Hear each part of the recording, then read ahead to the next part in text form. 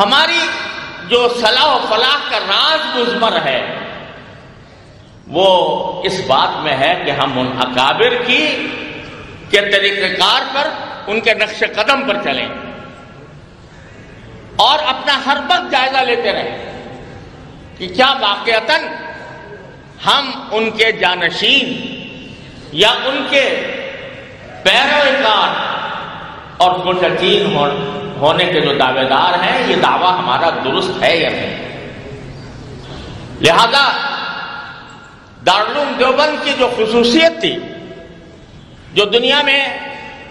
آج کی دنیا میں دوسری کہیں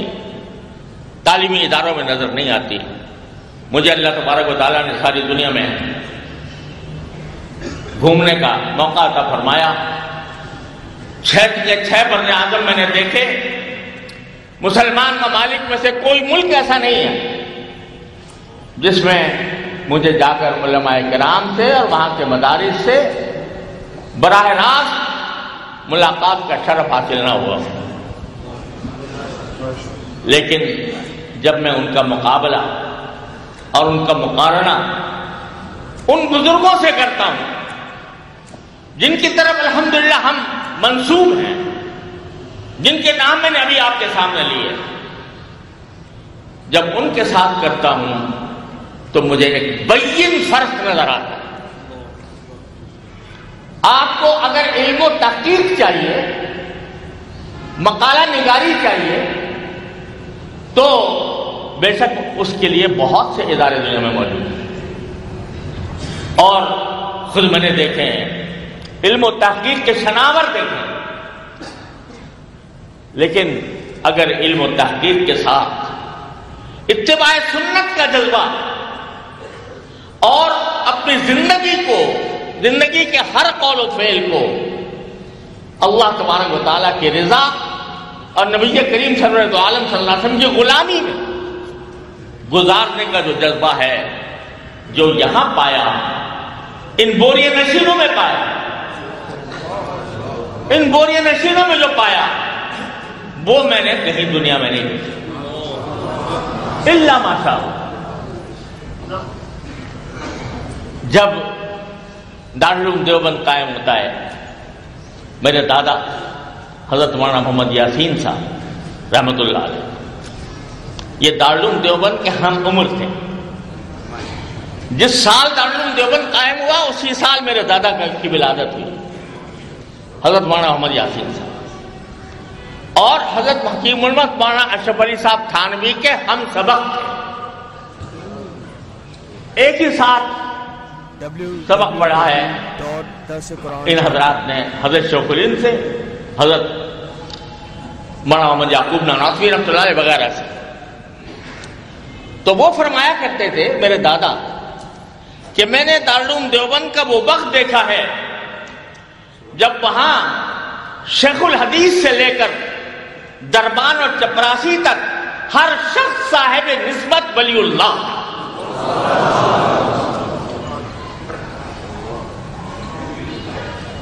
دربان گیٹ پر بیٹھا ہوا چوکیداری کر رہا ہے اور اس کے لطائف میں سکہ جاری ہے۔ کہتے ہیں ہم نے وہ زمانہ دیکھا دیوبند کا، اور اسی لیے جب دارالعلوم دیوبند کی تاریخ نکالنے کا موقع آیا، اب تو وہ علم بھی ناپید ہو رہا ہے، سوائے مولانا حضرت مفتی جمیل صاحب کے صاحبزادوں کے، اب شاید کوئی اور اس کے جاننے والا نہیں رہا، کہ الفاظ کچھ ایسے بنائے جاتے ہیں کہ جن کے اعداد ملا کر کوئی سن بن جاتا ہے اور وہ سن تاریخ بن جاتی ہے۔ ہمارے وفاق کے لیے بھی نکالے ہیں مولانا خلیل صاحب تھانوی مدد العلوم نے۔ تو جب دارالعلوم کی دیوبند کی تاریخ نکالنے کا بتایا کہ ایسا جملہ نکالا جائے جس سے دارالعلوم کی تاریخ ولادت کہہ لو یا تاریخ آغاز کہہ لو،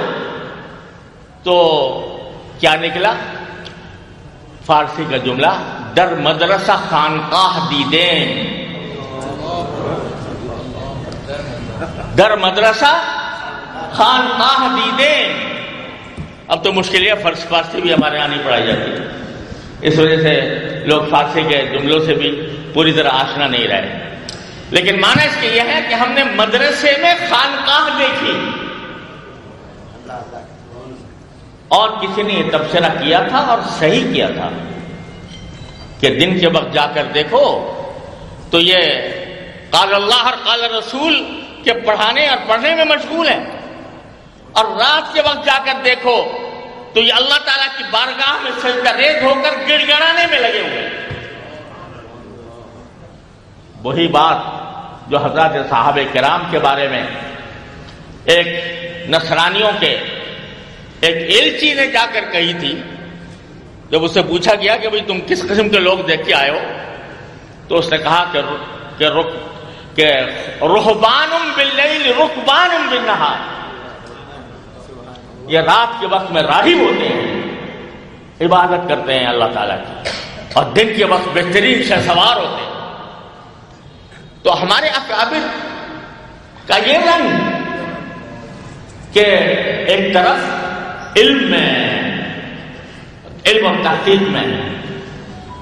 کیا بتاؤں آپ کو کس مقام پر پہنچے ہوئے ہیں۔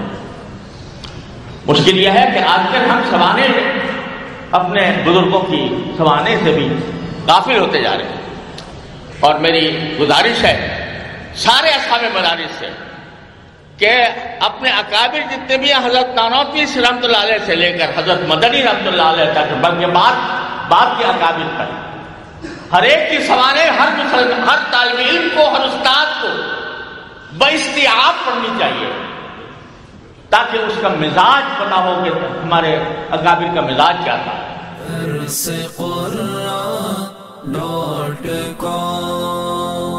www.darsequran.com